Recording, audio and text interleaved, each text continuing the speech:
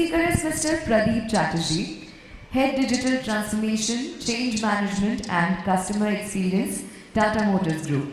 Dr. Pradeep has set up the digital business in TML BSL with the objective to provide experience-oriented digital solutions across industry verticals.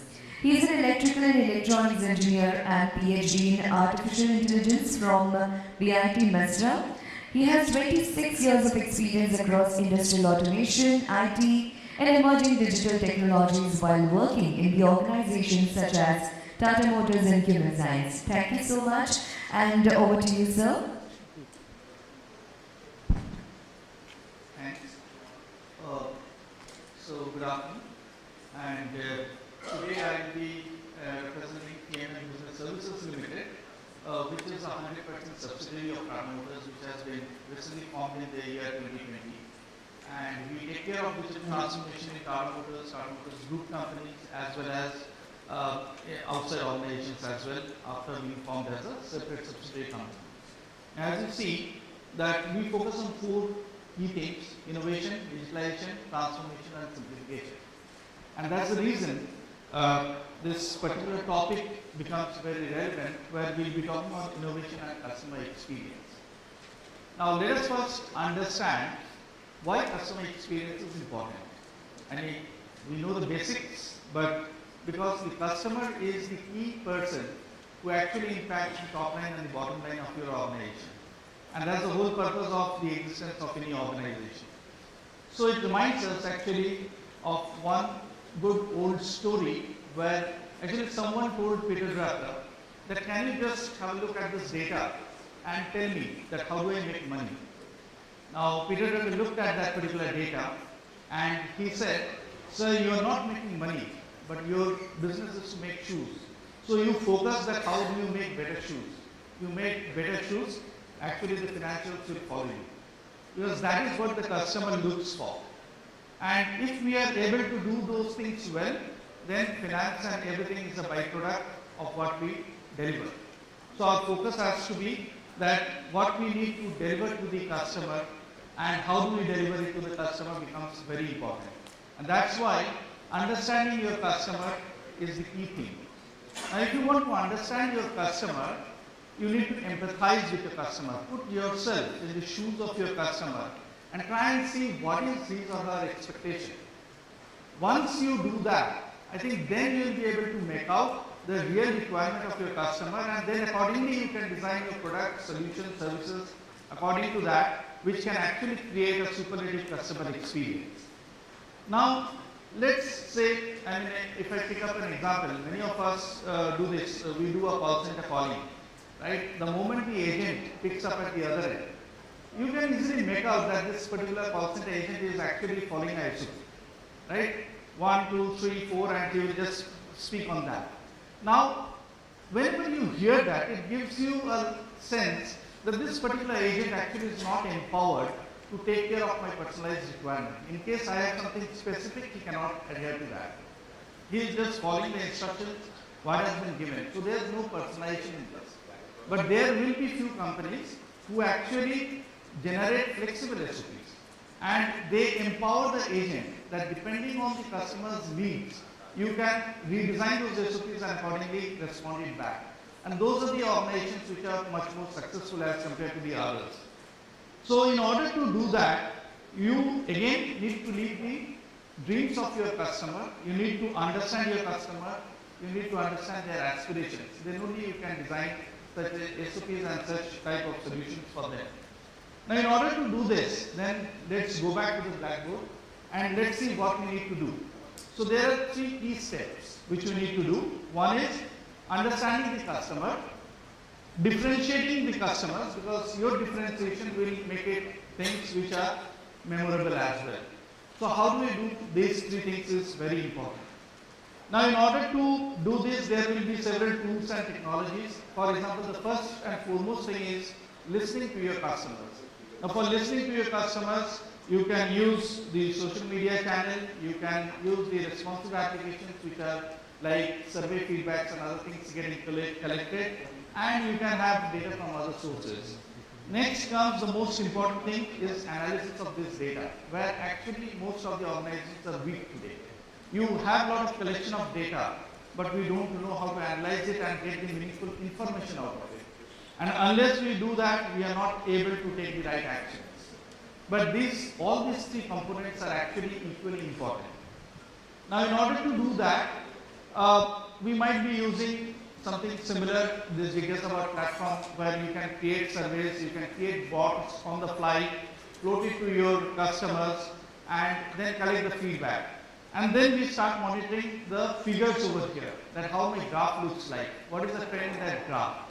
But I think the more effort has to go into the bottom part of it, that what the customer is saying.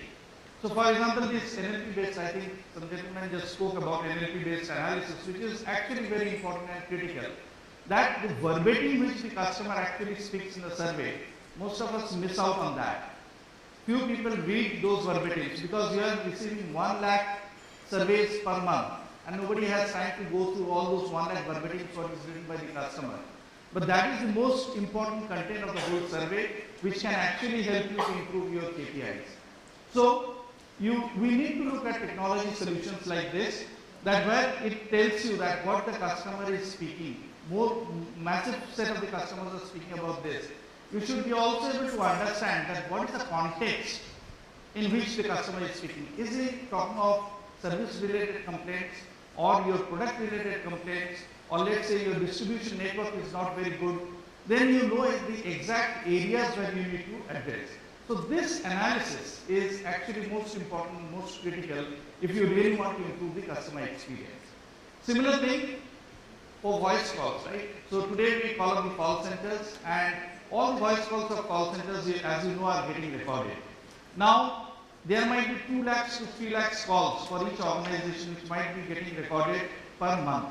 Now, who has time to go through all the 2 lakh calls to understand what my customer is saying? There also you need to bring in technology solutions like voice call based analysis, that which is able to actually analyze here each and every call. It can actually categorize that into various sentiments. You can understand the sentiment of your customer based on the speech, what he has used, how he has spoken, and what words he has used. It's a combination of all these along with AI. Actually, you can find out that what's the emotion of the customer, and at the same time you can actually find out that what are the different categories in which he has spoken. I have taken this example from Tata Motors. For example, whether he's talking about test drive or a service or a breakdown, feedback. So similar categories will be there for many different organizations. And we need to categorize it under that and try and understand what the customer is saying. So once we do this, then the listening part is over, and we are able to understand the customer better. Now once we understand the customer better, then comes that how do you differentiate yourself from others. Now here I would like to cite one example. I mean, today we are in the Taj, and it's an example of Taj only. Some years back, now many people in the hospitality industry actually adopted this practice, but as you know, Taj is not hospitality. And the moment you enter into a Taj hotel for checking in, the person right at the gate, in the reception, in the lobby, everybody will know you by your first name. And they know what your preferences are. The reason is they collect so much of customer data even before the customer actually checks in into the hotel, that they are able to give this personalized type of a service. So something similar happened. I checked it in Taj Palace in Mumbai, the other end of the city, and I checked it in the room, and I have a habit of using hair oil, but incidentally the hair oil was not there in the room. Okay? So I called up and I asked for it. They asked me the brand and everything, and within a few minutes the hair oil was there. Now after 4 to 5 months down the line, I visited Delhi and then Jaipur, and there also I checked it into the Taj hotel over there, and to my surprise I found the same brand of the hair oil was there in my room in both the places. Now what happened in Mumbai, actually that went into their database. They have captured the personal requirement of this particular customer, and they ensured that those things are there when I visited later. Now this is customer experience, which is something which is differentiating and making it different from others and making things memorable for the customer. So we need to think on those lines and make something similar on this. Now here, in order to make some memories also, we sometimes have to adapt something what is totally drastically different. Just a disclaimer in this, some of these examples which I will be citing over here have been picked up from one of the Infosys document related to CX, but these are old use cases but still very much relevant, so I picked it up for this session today. Now what is important is personalization, originality, fun and helpfulness. Right? Then that makes things memorable. Now if you take personalization, for example, Tesco uses this loyalty program. Now this has become quite popular and many organizations actually are using it, that they will be doing the targeted offers to the targeted set of customers. Similarly, if you see that Amazon, Facebook and others are also doing the same thing. The only thing what is weak today is using predictive analytics for doing cross-selling and upselling. I think we have a lot of data, but as I mentioned, the analysis is a bit weak, for which we are still lagging in these particular areas, and where if we do proper analysis, there is a lot of scope for organizations to improve. Then the second example of the originality will be KLM. As you know, it's an airlines, and it has piloted this in the Schiphol airport, that they studied the customer profile and they collected data from Foursquare, how they are interacting there, from their tweets, and from different customer records they found it out. And basis that, they started gifting these passengers small gifts depending on the preference of the customer, like a Nike Plus band for a sporty traveler, or they will be giving a city guide to somebody or something else. Now, this particular gesture actually created KLM with a different brand of positioning, that it is so personalized and deeply caring for its customer, that it takes care of your personal preferences and accordingly it's gifting you. Right? So that creates a differentiation and makes things memorable. Similarly, if you look at HSN, as you know, it's a multi-million-dollar retail shop, but what they realize is that gamification is something what is pulling people together. And understanding this, that gamification is important, they started with HSN Arcade. And with this HSN Arcade, actually some millions of games they have loaded in that. They have brought in the members into that, and they started engaging their customer as part of the gaming solution. Now just to give you one example, what happened is, they had put up a game which is a Queen Latifah's Fashion Royal Ramble Challenge, where actually you can just challenge the Queen in a friendly, fashion-friendly manner, and then you can just play that particular game. But by doing this, actually they popularized their Queen's collection to the set of customers. And the customers will keep coming them for the different collections and the different games which they want to play. Right? So this is again a different, totally different approach to entice a customer, to make them known about your products. Then comes this Val Resort, which is a mountain resort, and they launched a very innovative mobile app by the name of the Epic Meals. Now they did not brand or they did not market about the resort itself. What they did is, this particular Epic app, actually it takes images of the skiers who are there automatically, puts it into that mobile phone, and helps you to circulate it into social media, circulate it with your friends, families and everybody. Right? And with this particular app, you are able to measure that how much days you have skied, or how many vertical feet you have moved, and all such measurement features and add-on features are there, which gives a sporty type of a feeling. And you are able to do that, and you are excited to do that.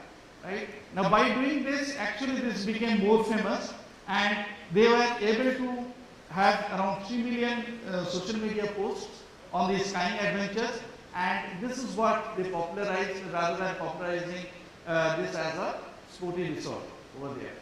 So these are some of the examples by which people are doing innovatively different things to actually entice the customers, to give a different level of experience to the customers. Similarly, Target, from a helpful point of view, they realize that their stores are pretty big, and a user actually comes there and then they are lost that where they need to find a particular object. So in small towns and cities, they brought in the concept of the city Target, which are small stalls, small shops which are there with limited set of requirements which is specific to that particular region. And then the people of that particular region will be more often looking for those set of objects and with clear signage marking and other things being placed, it becomes very convenient for the user to find out that particular object instead of getting lost in a big shopping complex. So they adopted similar such technologies. Right? Now, how do we make this happen? So this is something what people have done. But then, if we want to do it, what are the steps? How do we do that? So first is, you have collected the data, the listening part of it, what we discussed right in the beginning. Based on that, create different personas of your customers. So once you know that what are the different personas of customers which are coming to you, you have a clarity on the different types of customers, then you need to define the moments of truth of the customer through empathy. You need to put yourself in their shoes and understand what they require. So empathize them and then create those moments of truth. Once that is done, then ideate on solutions for the various customer touch points which are there. So multiple solutions for each of the customer touch point is important. It should tell you that how the customer has to interact with each and every step in the customer journey. Once that is done, then select the best out of it. So the best solutions for each of the touch points, you bring it out and then you pose that as a solution. Once that is identified, then test it out. Do it for a small group, test it out, bring in the learnings, and this will be a continuous process. So you learn and you modify and you keep modifying this, which actually can help you to innovate the customer experience. And then you can create actually a superlative customer experience which can help your organization to grow. So that's all what I had today. Thank you. So much, sir. Thanks a lot. May I invite Mr. Jain Jain? Yes, to felicitate, sir. So this is a small token of appreciation from us.